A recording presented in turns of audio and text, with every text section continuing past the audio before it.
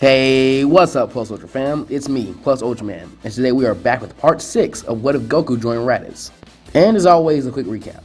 When we last left off, Goku and his team had taken on Frieza and his forces, ending up in a fight to the death of the current and former emperors of the universe. Luckily, thanks to a heroic sacrifice from Raditz, Vegeta was able to come back stronger and become the first Super Saiyan in the last millennia. He and Goku then destroyed the Frost Demons together and escaped the planet Yardrat. We return to this story now. Over with Bulma and her squad, let's say that about 5 months and 3 weeks have passed into their journey towards Namek, when suddenly they are telepathically contacted by King Kai, who then reveals what happened with Goku and his team, the sad death of Raditz and the betrayal of Nappa. King Kai explains that he had waited so long to tell them because he wanted to know exactly where Nappa was going first and didn't want them to be irrational once they got to Namek, saying that they could just wish Raditz back once they had gotten there. And he actually wanted Raditz to be the one to tell them this, but he hadn't made it to his planet yet. This was strange as King Yima had told King Kai that Raditz would be allowed to keep his body, and that he had already set off down Snake Way, so he reckoned that he was just taking his sweet time. For now though, they needed to know that Nappa had landed on planet Namek, and began terrorizing the planet, collecting the Dragon Balls, and surprisingly, he had been taking active steps not to kill any Namekians. Hearing this, Piccolo, who had been meditating, can't help but smirk hearing his plan being followed. Luckily, nobody noticed it though. Gohan and Turles noticeably have a total change in demeanor, Gohan's being actually visible, while Turles almost seems to be leaking killing intent. Somehow, just knowing that Nappa had survived, while Raditz had to sacrifice himself, just brings their blood to a boiling point. It makes one thing clear, Nappa was going to get slaughtered for his betrayal, and the rest of the trip took place in relative silence. A week later, the group land on Namek, and before much could be said about a game plan, Turles and Gohan stand up and fly from the ship, set on finding their prey. Before they got too far, Turles actually stopped mid-flight and grabbed Gohan by the head, telling him to go back with the others. Gohan, hearing this order, almost loses it at his pseudo-uncle for denying him the same revenge that Turles himself was about to indulge in. But never being one to easily express his feelings, Turles growled back that it wasn't a request and that Gohan was too weak before shooting off, leaving Gohan to scoff and fly back to the ship with the others. While conducting his search for Nappa, Turles thinks inwardly. He was very glad that he had sent Gohan back. He didn't want him to turn out like he or Raditz used to be. Plus, he didn't want to be chewed out by Chi-Chi for showing her son something so gory. Back with Gohan, when the young hybrid had rejoined Bulma's group, she had activated the Dragon Radar, and Krillin tried to console him, but Gohan offers little thanks, though I will say that he is starting to warm up to Krillin and the others. Piccolo scoffs at the behavior and gets in telepathic contact with Nappa, who was a bit freaked out at first, but calms down after a while. He warns him that Turles is after him, and that he'll need to stay on the move and keep his power level hidden.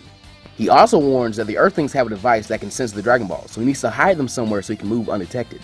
And he needs to remember not to kill any Namekians, as any of them could be tied to the Dragon Balls, and if they were to die, the Dragon Balls would be inert, ruining their plan. Now, hearing all these orders, Nappa roars back to the Namekian to remember who is the boss here, and to show some respect. He goes off with this whole tirade about being a Saiyan elite and respect, and Piccolo just simply cuts off contact for now. On the Dragon Radar, Bulma notes that 6 of the Dragon Balls were actually together, and 1 was off in a lone direction by itself. Krillin says that since Turles had flown closer to the cluster, that must be where Nappa was, and since he wouldn't be needing help, they should go get the one by itself. The rest agree, and Yamcha scoots up Bulma, who seems less than thrilled about that. The group of 5 actually blast off towards Guru's house at full speed. They make it there in a few hours, and Piccolo having on and off contact with Nappa all the way through.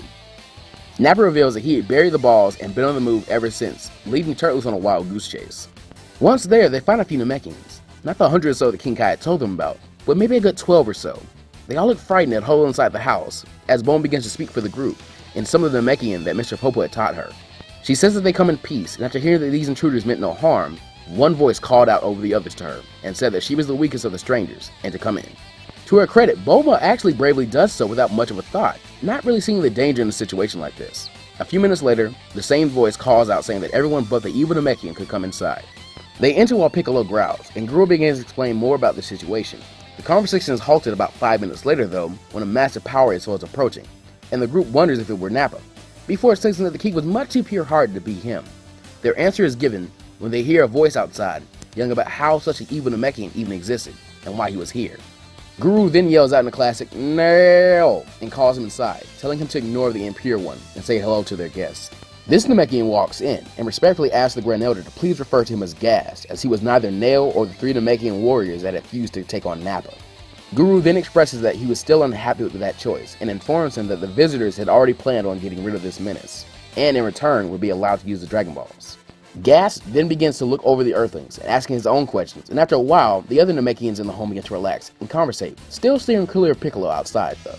Speaking of Piccolo, outside he was currently in telepathic contact with Nappa, giving him directions, and soon he gives him a signal they had been waiting for, and yelled into his mind, "Now!" Just then the roof of Guru's house was blown apart, and the huge hand of Nappa took the Dragon Ball on top of Guru's chair, as well as one of the young Namekians that had been too close to the chair. The booming laugh of the brute could be heard as he flew off, not even thinking to hide his power any longer. Piccolo could then be heard outside cursing, and a thud from him dropping his weights before he as well zoomed off after his silent partner. Gas following close behind them, Gohan, Krillin, and Yamcha deciding they should also go as well. But they are frozen when Guru coughs out for them to wait, as he has something that would help them. Piccolo, hot on the trail of Nappa, was roaring at him in his mind for going off the plan. He wasn't supposed to take a Namekian, and Nappa calculates back into his mind that it would be the end of their partnership, and cuts off contact. Before Piccolo could do anything else, Gas flies alongside him and yells out that if the evil Namekian had something to do with this, he would kill him. And the two are then interrupted by the sight of Turles zooming past them, causing them both all to focus and fly faster. A while later, Nappa lands where he hid the Dragon Balls and throws the young Namekian to the ground. He then digs up the Dragon Balls and tells the kid to summon the dragon. But before the kid could, a dark blue and black blur plowed into the back of the massive sand, roaring out that this was for Raditz. In part 4, we put Nappa at around 740,000 and Turles at about 760,000. So I'm going to say that that 20,000 difference does make Turles stronger, but it's not a cakewalk of a fight for him. The two Saiyans begin brawling as Piccolo and Gas arrive, while Piccolo hangs back to further assess the situation. Gas flies in to help defeat the menace that had been terrorizing his planet. He's shocked, however, when Turles rears on him, knocking him away and telling him to stay out of this fight. This further angers the Super Namekian. He begins fighting against both Saiyans, while Piccolo, seeing a chance to stick him out on top, smirks and says about a new plan. By the time Gohan, Krillin, and Yamcha all arrive with their new power unlocked by Guru, Nappa, Turles, Gas, and Piccolo are in a huge brawl, all taking shots at each other, while a young Namekian quivers in fear and runs to them, recognizing them from Guru's. Krillin tells Yamcha and Gohan that they should grab the Dragon Balls, while the others are distracted and get the kid back to Guru's. But Gohan, finally sick of being told what to do, barrels into the fight. Yamcha and Krillin curse at the boy's impetuousness and fly in to at least help him. Gohan could feel his power slowly growing in him, but he still wasn't enough to play in this huge battle. He gets knocked away by a punch that someone had decided to dodge and reels in pain, looking up to see Krillin and Yamcha at his side. Gohan snarls and tries to fly back into the battle, but then a power they had recently interpreted as Piccolo's begins to rise, even higher than everyone there, and the eyes of those in the battle widen as a second Piccolo flies from behind the huge rock that the battle had been taking place by, and yells out Special Beam Cannon, releasing the attack towards the cluster of fighters. Nappa, for one, avoided this attack by pushing Gas into it and dodging to the side, while Turles understands what's happening and pushes Krillin, Gohan, and the others out of the way of the attack, as he and Gas are drilled through the chest by it. The Saiyan and Super Namekian both thud to the ground, almost dead. Turles actually does pass on fairly quickly, while Gas begins trying to slowly heal the huge hole in his chest. Gohan was frozen. After being pushed to the side by his uncle and watching him pass on, he began to growl and snarl and tremble in rage. Meanwhile, Namek could be heard chuckling obnoxiously and congratulating Piccolo, saying that since he had helped him out, they could team back up. He somehow ignores the fact that Piccolo had also tried to do him in with the same attack, as Piccolo emerges with his multiform technique. Before Piccolo could reply to anything, they both look over shocked to see Gohan roaring out in rage, as his hair is constantly shifting from his natural black to a bright blonde, and his power is shifting and increasing and decreasing very rapidly. Now in part 3, Gohan was at a 35,000 in power level. Let's say that he did get a Zenkai boost from the big beam stroke with Frieza and give him a 1.33 times boost. That would round him up to about 47,000. Now he's only received the initial boost from Guru, so that'll put him at a power level of 43,851. Remember, it works on slow release of power. And adding on to that, the Super Saiyan multiplier appearing and disappearing at any given moment has his power between 44,000 to 2.2 million. Gohan roars out a beastly roar of anger and drives into Nappa, more angry at him than Piccolo. Nappa is put on the defensive, having to block some of the blows and feeling the power of some of them to be much less than some of the others. He knows that this power also reminds him of the power that he felt spike up when he was fleeing the battle with Frieza. It had to be Super Saiyan.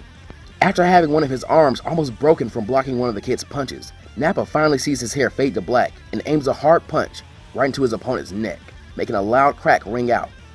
Gohan then falls to the ground, almost paralyzed, and Krillin and Yamcha yell out in horror and fly back in to attack Nappa, who was having a bit more trouble with them since he only really had one arm and their power was still growing like Gohan's was. Piccolo had been completely stunned. This absolutely massive increase in power, and the kid was still getting stronger and stronger, only for Gohan to still fall to Nappa. He then felt a hand grab him around the leg and looked down to see Gas struggling to heal himself. The warrior Namekian scowled and began to curse at Piccolo, roaring out to him.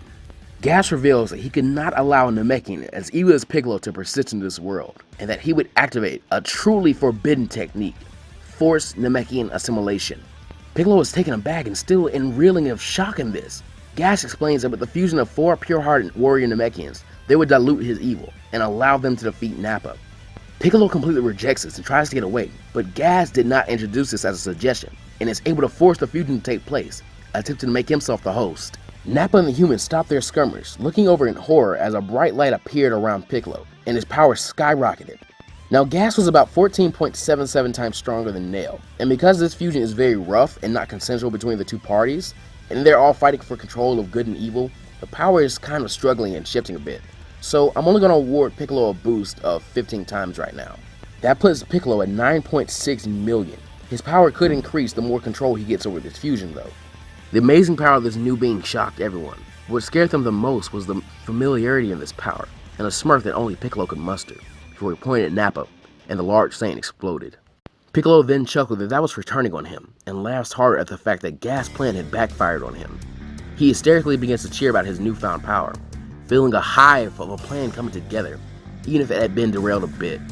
He then looks to Krillin and Yamcha, and then down to the slowly breathing heat that used to be Gohan, as if considering something, before smirking and telling them to make sure that Gohan didn't die. He was very interested in him. Piccolo then turned his back on them, and began using telekinesis to float all 7 Dragon Balls towards him, and in perfect Namekian, began to speak, summoning Porunga forth. Krillin and Yamcha don't even consider trying to fight. Piccolo had grown way too strong. They simply scoop up Gohan and the young Namekian, and fly out towards Gurus at full speed. At first, Piccolo shows a bit of indecisiveness, his thoughts and other influences running through his mind, but Porunga hurries him forward. Piccolo simply snorts in frustration and makes his first wish: make the Namekian known as Kami immortal. This was to make sure that Kami couldn't take him down by taking himself down. A bit of insurance to assure that his rule wasn't brought to an end through cheap chicks. Now what else could he wish for? His original plan had been to also make himself immortal, but now that wasn't so appealing. It could have something to do with the influence of those other Namekians. Wait. Yes, that was a very good wish. He then looks up to Porunga and communicates in Namekian his last 2 wishes, and soon he hears clapping behind him. He turns to see a Namekian that resembled him with the kanji for demon on his clothing, giving him a warm yet somehow wolfish smile as he praised him. King Piccolo then looked his son over, feeling his immense power, and said, "Well done, Junior." Piccolo Jr. mirrored his father's evil grin, and before Piccolo Sr. could understand what was happening, he felt his son grab him around the neck, being lifted into the air. Piccolo thanks his father for his praise and this opportunity, but explains that right now he needs his influence, and the next instant, King Piccolo was gone. Piccolo then began to laugh evilly, feeling the urges to be less violent fade away somewhat, being replaced with a thirst for conquest. Testing out his new powers, Piccolo pointed to the big empty space that the battle had taken place in, and was actually able to recreate the Namekian ship he had arrived in, though this one was a bit bigger and seemed a lot sturdier. He walked into it, setting his sights back on conquest. This time, he would win, and he knew just the way to ensure his victory. That said, there was the problem of Goku's kid. With the power he had shown, he could be a problem, but he was a warrior and wanted to win his control over the universe as such, so he had better get training. He then splits himself into 2 halves and decides he'll begin roughly training at the replica ship. He'd give himself and the forces of Earth 3 years, just like he did when Goku and him first fought. And this time, the demon would win. Gohan is taken back to Guru's with young Namekian they learn was actually named Cargo and is healed by a Namekian healer, as Guru explains that he will not be alive much longer. He still names Eldamori as his successor and tells the Earthlings that he is sorry for this situation, but thanks them for bringing peace to the planet. He explains the time that they'll need to wait, and it's decided that they would stay on Namek to wish Chaozu, Tien, and Turles back to life. And the next Namekian year, they would wish Raditz back to life. At his request, they try to wish Kami's immortality away, but Porunga says it's outside of his power, as an influence stronger than him is affecting it. They decide they would leave the last wish for the Namekians to use at their own disclosure, and wish to be transported to Earth. And all return to Earth, where Raditz, actually having returned already, has 2 very big surprises for them: a wife he apparently met in Otherworld, and a son.